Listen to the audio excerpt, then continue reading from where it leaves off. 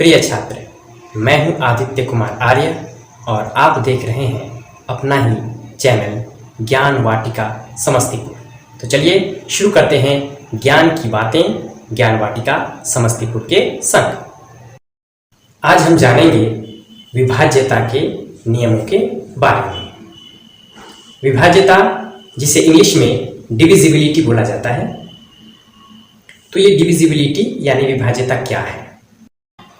तो यहाँ पे हमें सीखना है कि जब हम एक संख्या से दूसरी संख्या में भाग देंगे तो शेष बचेगा अथवा नहीं, यानी शेष शून्य होगा अथवा नहीं। जैसे अगर हम 4 में 2 से भाग देते हैं तो क्या होगा? भागफल 2 होगा, लेकिन शेष शून्य होगा। इसी प्रकार अगर हम 27 में 3 से भाग देंगे तो भागफल 9 हो जाएगा, लेकिन शेष शून्य हो जाएगा।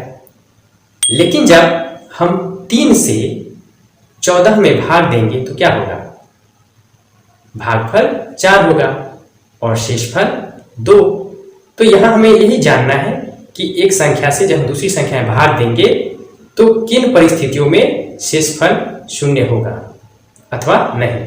तो हम ये जानते हैं। देखिए, एग्जाम्पल के तौर पे हम लेते हैं, तो एक हम संख्या ले लें। जैसे हमने उदाहरण के तौर पर एक संख्या लिया।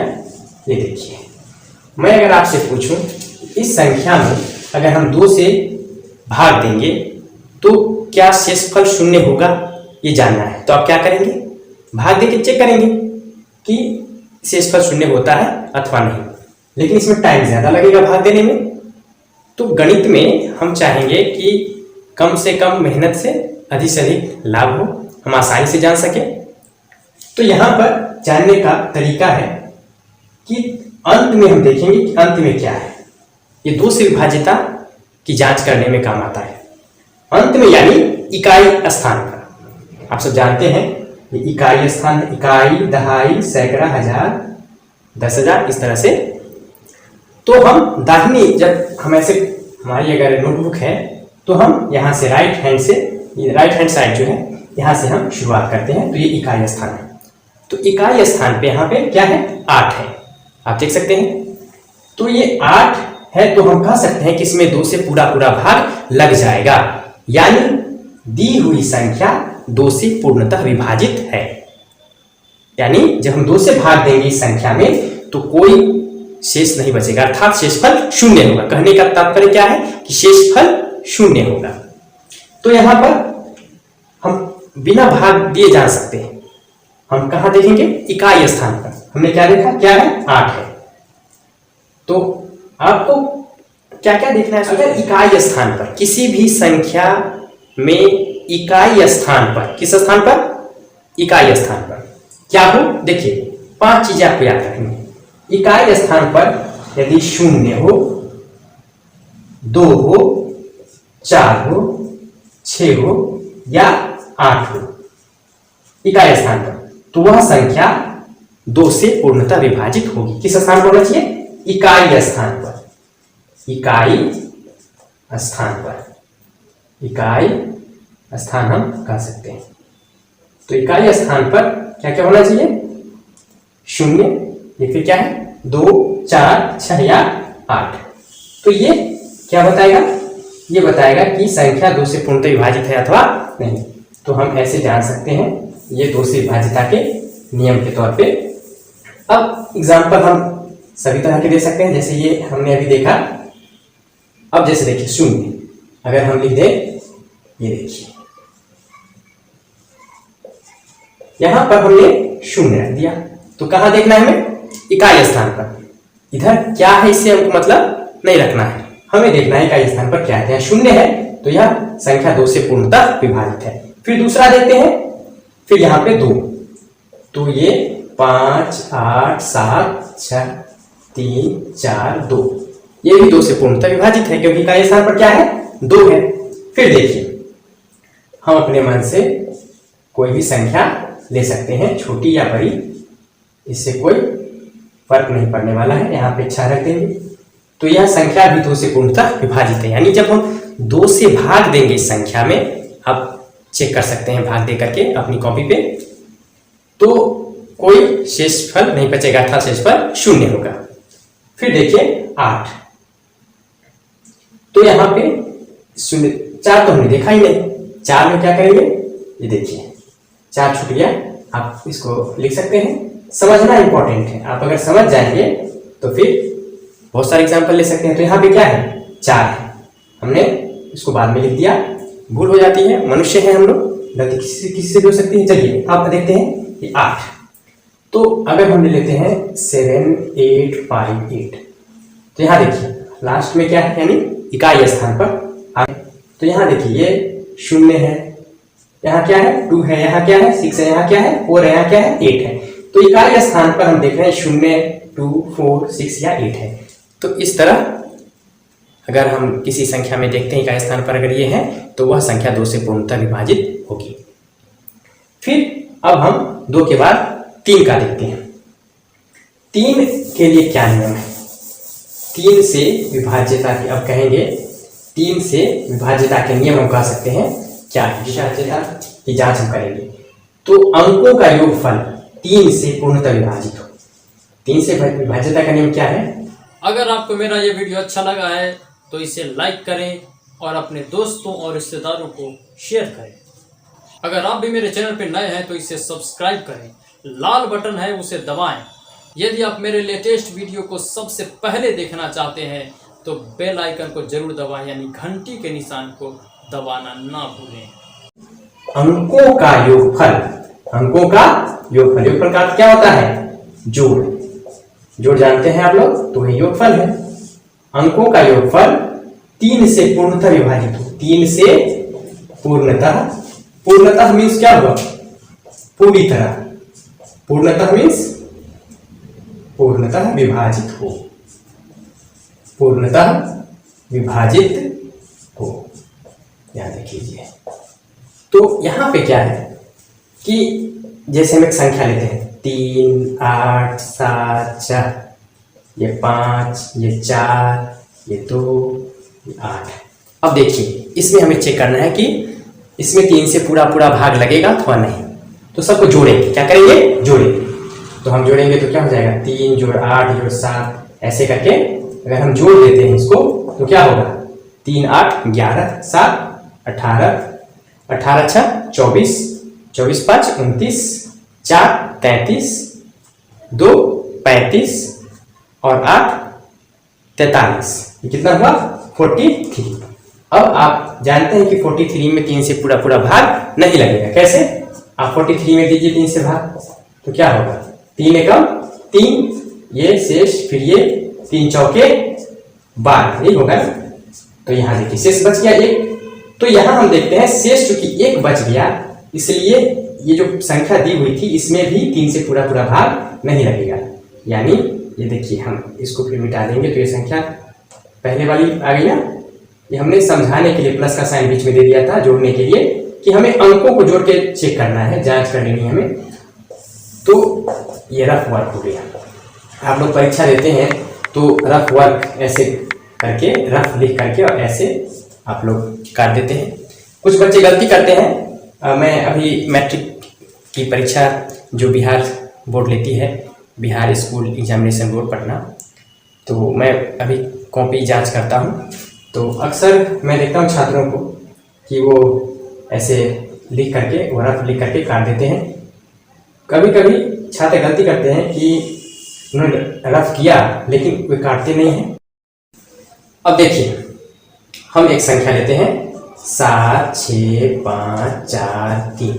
अब देखिए इसमें अंकों का योगफल क्या होगा, अंकों का योगफल क्या हो जाएगा, अंकों का योगफल, अंकों का योगफल क्या हो जाएगा, बताइए।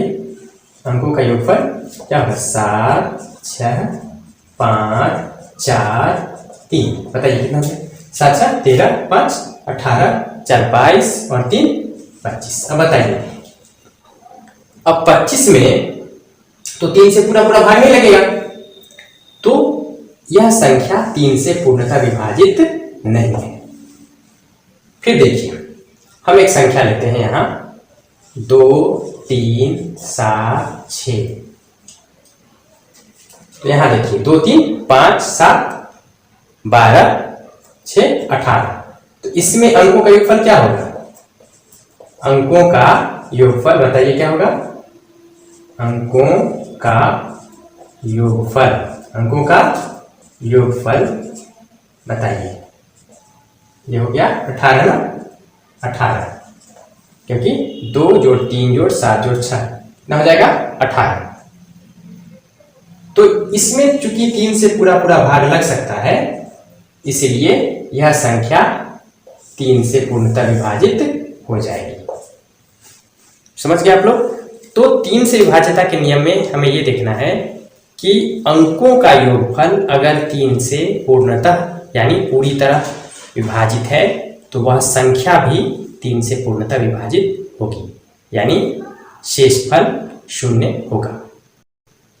अब हम बात करेंगे 4 से विभाज्यता के नियम के बारे में। 4 से विभाज्यता के नियम की जब हम बात करेंगे तो वहां हमें इकाई और दहाई स्थान के अंकों को देखना होगा। इकाई और दहाई स्थान के अंकों से बनी संख्या अगर 4 से पूर्णतः विभाजित है तो वह संख्या भी 4 से पूर्णतः विभाजित होगी। जैसे देखिए 7 5 8 6 4। यहां देखिए मैंने क्या कहा था? इकाई और दहाई। तो यहां देखिए ये 4 है और ये 4 है ना, तो 64 हो गया ये। तो 64 में हम जानते हैं 4 से भाग लग जाएगा पूरा पूरा, तो हम इसमें अगर 4 से भाग देंगे कितना हो जाता है? 16 होता है ना, यानी शेष 0 होगा।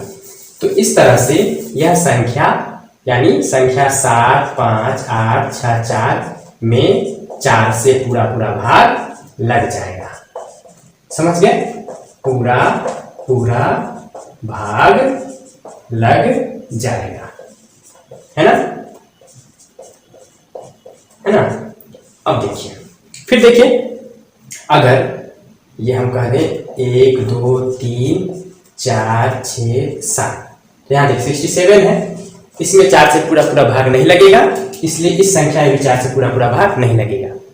एक और बात है कि अगर इकाई और दहाई स्थान पर 2 शून्य, जैसे देखिए एग्जाम्पल हम एक और ले लेते हैं, जैसे हम लिख दिए 1000, तो यहाँ देखिए इन दोनों से मिलने, ये देखिए 2 अगर डबल जीरो हो लास्ट में, ऐसे समझिए कि अगर अंत में डबल जीरो यानी इकाई और दहाई स्थान के अंक 0 हो तो यह संख्या क्या होगी?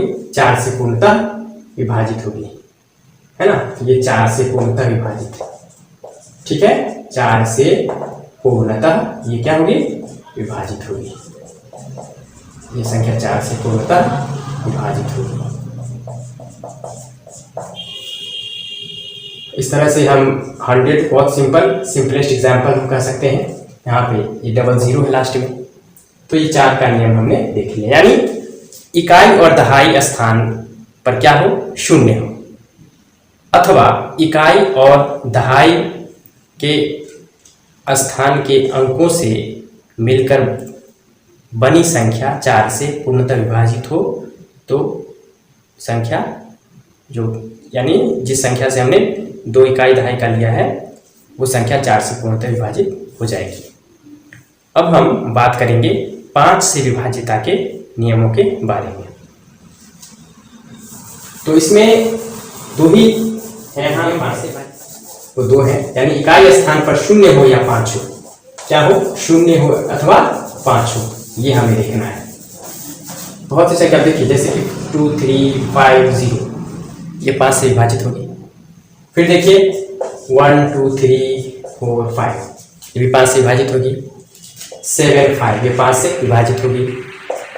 फिर देखिए ये भी 5 से विभाजित होगी पूर्णतः। फिर मान लीजिए हम और भी संख्या ले लेते हैं, तो ये सब अगर मैं आपसे पूछूं कि क्या इस संख्या में 5 से पूरा पूरा भाग लगेगा, तो आप कहेंगे नहीं। क्यों? क्योंकि इकाई स्थान पर न तो 0 है और न ही 5, 2 पर नजर रखना है, 0 पर और 5 पर, या तो 0 हो अथवा 5 हो, तभी वह 5 से पूर्णतः विभाजित होगी। तो चलिए ये विभाजित विभाजित विभाजित पूर्णतः और ये विभाजित है ना। 39 में 5 से पूरा भाग नहीं लगेगा। 1 2 3 4 5 6 में भी 5 से पूरा भाग नहीं लगेगा। तो आपने ये देख लिया। अब हम बात करेंगे 5 के बाद 6 की। तो 6 बनता कैसे जान रहे हैं, कैसे प्राप्त होता है? 2 तिहाई 6 हम जानते हैं ना कि 2 को 3 से हम गुना करेंगे यानी मल्टीप्लाई करेंगे तो क्या प्राप्त होगा। इसी प्रकार 6 से विभाजित का नियम क्या है कि आपको यहाँ पे ध्यान देंगे, जिस संख्या में 2 और 3 दोनों से भाग लगे, जिस संख्या में 2 और 3 दोनों से 2 और 3 दोनों से पूरा भाग लगे, पूरा भाग लगे वह संख्या 6 से पूर्णतः विभाजित होगी,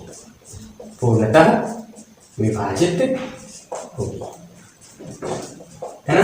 अब एग्जाम्पल के तौर पे हम देखते हैं, एक सिंपल एग्जाम्पल लेते हैं 12। अब बताइए 12 में 2 से तो भाग लग जाएगा पूरा कैसे? इकाई स्थान पर क्या है? 2 है। और मैंने आपको बताया था इकाई स्थान पर क्या करना चाहिए, तो 2 से पूर्णतः विभाजित होती है संख्या 0 2 4 6 या फिर 8 है ना। यहाँ पे 2 है तो ये 2 से पूर्णतः विभाजित है। अब 3 से है कि नहीं, तो क्या कैसे जांचेंगे? दोनों को जोड़ेंगे, 1 और 2 को जोड़ेंगे तो क्या हो जाएगा? 3 होगा ना। तो 3 में 3 से तो पूरा भाग लग जाता है ना। तो हम कह सकते हैं कि इस संख्या में यानी 12 में 6 से भी पूरा भाग लग जाएगा। तो एक एग्जाम्पल हमने ये देख लिया। हम 1 2 0 भी कर देंगे यानी 120, इसमें वही बात हो गई। अगर जोड़ेंगे तो क्या होगा? 1 + 2 + 0 ये क्या हो जाएगा? 3। अंकों का योगफल 3 से पूर्णतः विभाजित है और इसके इकाई स्थान पर क्या है? 0 है। तो ये चूंकि 2 और 3 दोनों से विभाजित है यानी पूर्णतः विभाजित, इसलिए यह 6 से भी पूर्णतः विभाजित होगी। चलिए अब हम 7 की चर्चा भी नहीं करेंगे, वो अगली वीडियो में हम 7 की चर्चा करेंगे। हम अभी थोड़ा बेसिक सीख लेते हैं, उसके बाद फिर 7 और फिर कुछ और भी संख्याओं से विभाज्यता के नियम को सीखेंगे, उसको बाद में देखेंगे अगली वीडियो में। तो अब हम 6 के बाद सीधे चलते हैं 8 की ओर।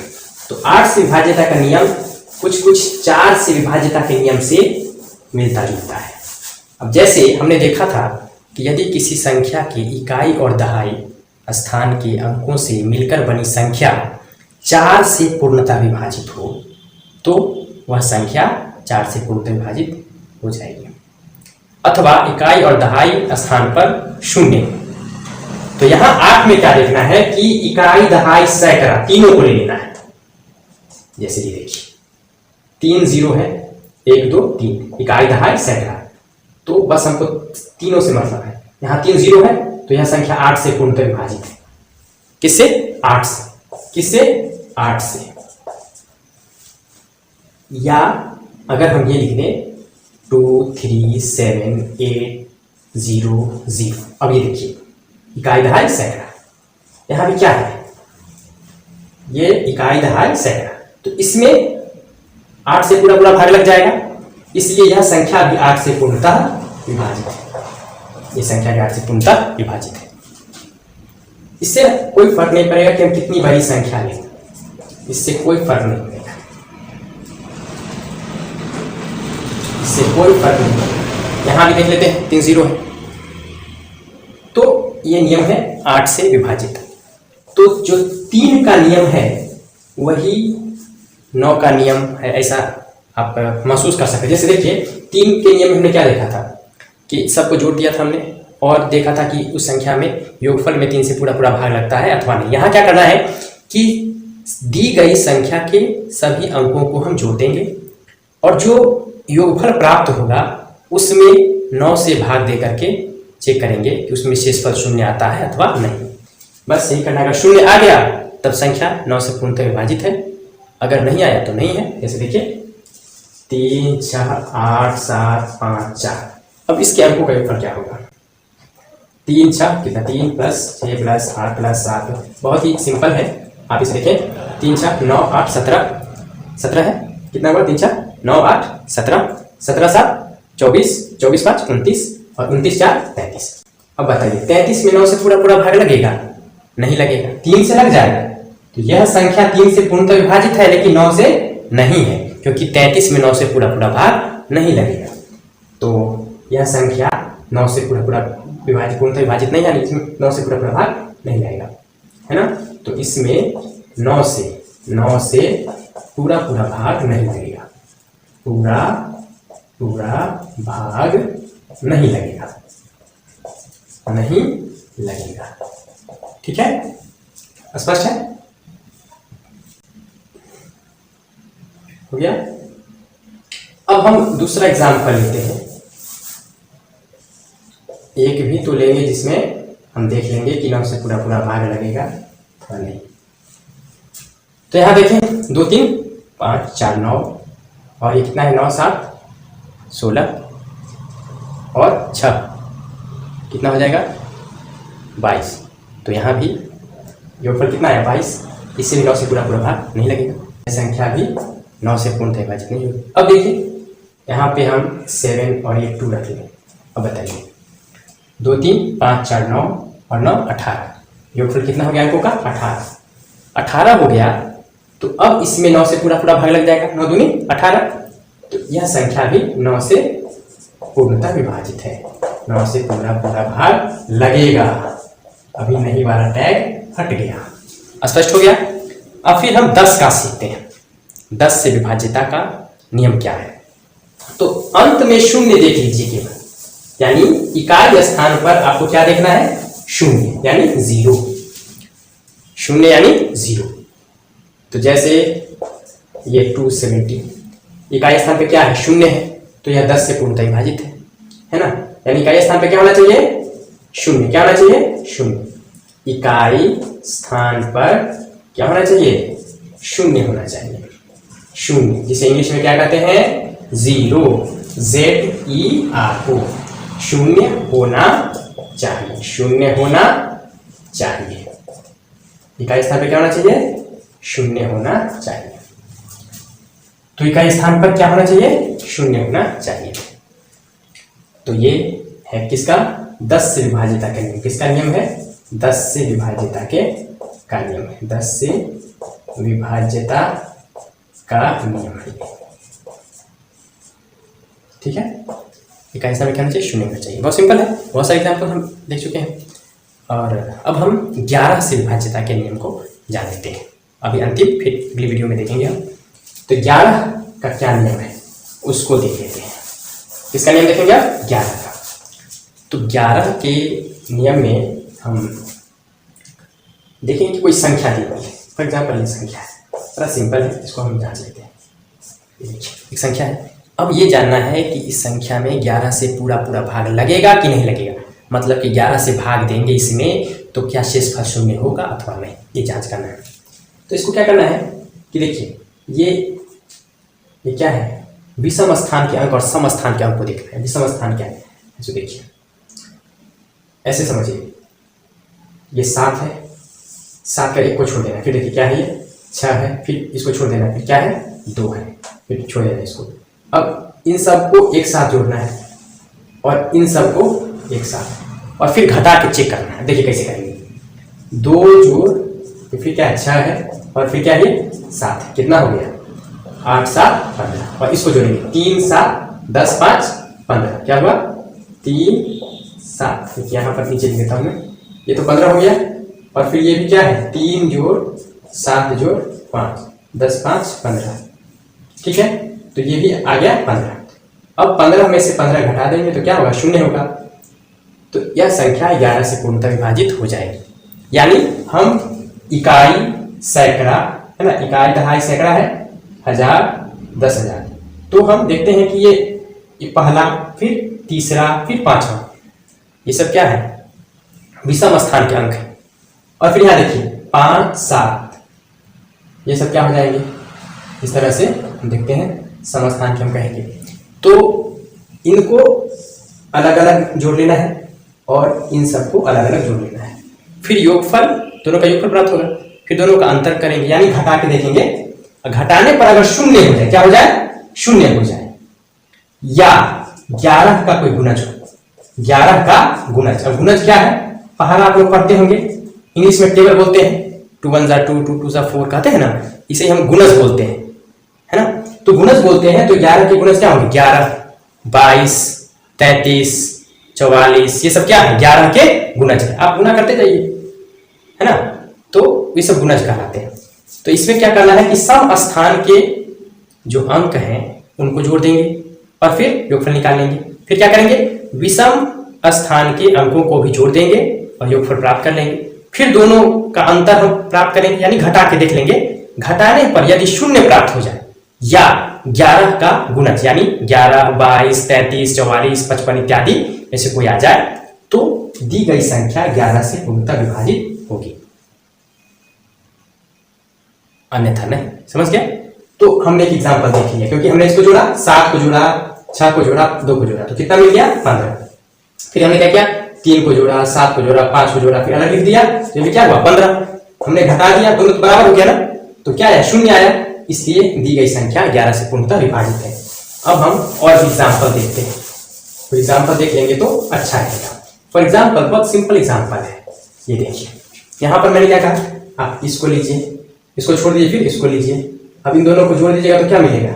4। फिर यहाँ देखिए, इसको ले लीजिए और इसको ले लीजिए, इन दोनों को जोड़ दीजिए तो क्या मिलेगा? 4। अब घटा देंगे तो 4 में से 4 क्या हो जाएगा? 0, है ना। तो यह संख्या 11 से पूर्णतः विभाजित है, यानी 1331, 1331, ये 11 से पूर्णतः विभाजित है। फिर देखिए, हम देखते हैं 121। यहाँ क्या है? यहाँ देखिए, इसको हम लेंगे, ये 1 हो गया, फिर इसको छोड़ देना है, इसको लेना है, दोनों को जोड़ेंगे कितना हो जाएगा? 2 हो गया ना, और 2 में से 2 घटा देंगे तो 0। इस तरह से 121 भी 11 से पूर्णतः विभाजित है ना। और भी हम बड़ी से बड़ी संख्या ले सकते हैं, हमें लेने की पूरी आजादी है।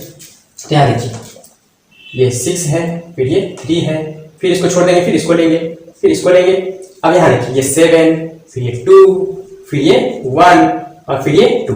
अब देखिए जोड़ेंगे तो यहाँ इसको ऊपर वाले को ऊपर जोड़ देते हैं, 2 प्लस क्या होगा? 1, और ये प्लस 2, और प्लस क्या होगा? ये 2 के बाद 7, तो इसका योगफल कितना हो जाएगा? 5 7 12। और नीचे वाले को जोड़िए, ये क्या है? 0, फिर क्या होगा? 0, फिर ये 3 और फिर ये 6, है ना। तो क्या हो गया? 9। अब देखिए, ये है 12 और ये कितना हो गया? 9। तो 12 में से 9 को जब हम सब्ट्रैक्ट करेंगे, यानी घटाएंगे, अंतर ज्ञात करेंगे, तो क्या होगा? 12 में से 9 घटाएंगे तो क्या होगा? 3। अब बताइए, मैंने क्या कहा था? घटाने पर क्या होना चाहिए? 0, या नहीं तो 11 के गुणज, मल्टीपल बोलते हैं ना, हम लोग पहाड़ा पढ़ते हैं, मल्टीपल। तो ये 3 आ गया, जो 0 तो है ही नहीं, और 11 का मल्टीपल भी ये नहीं है। कम से कम 11 होना चाहिए था, उसको क्या होना चाहिए था? कम से कम 11, 0 अथवा कम से कम 11। तो यह 3 है, इसलिए दी हुई संख्या, ये जो संख्या दी गई है, यह संख्या 11 से पूरी तरह विभाजित नहीं है। तो आज के लिए बस इतना ही, और आशा करता हूँ कि आपको यह वीडियो अच्छा लगा होगा, और आप ये जान लें कि गणित में जो गणनाएं होती हैं उसके लिए ये आधारभूत चीज़ें हैं। हर छात्र को इस पर पकड़ बनाना आवश्यक है। अगर आप मेरे चैनल पर नए हैं तो इसे अभी सब्सक्राइब कर लीजिए और बेल आइकन को जरूर दबा लीजिएगा। घंटी वाला निशान आता है ना, उसको दबाना होता है। जब उसको दबा लीजिएगा तो आपको नोटिफिकेशंस मिलती रहेंगी। मैं जो भी वीडियो अपलोड करूँगा आपको उसकी सूचना मिलती रहेगी। और हाँ, अगर आपको अच्छा लगा है यह वीडियो तो अपने दोस्तों को जरूर शेयर कीजिएगा, ताकि उन्हें भी इसका फ़ायदा मिल सके। और अच्छा लगने पर लोग लाइक भी करते हैं।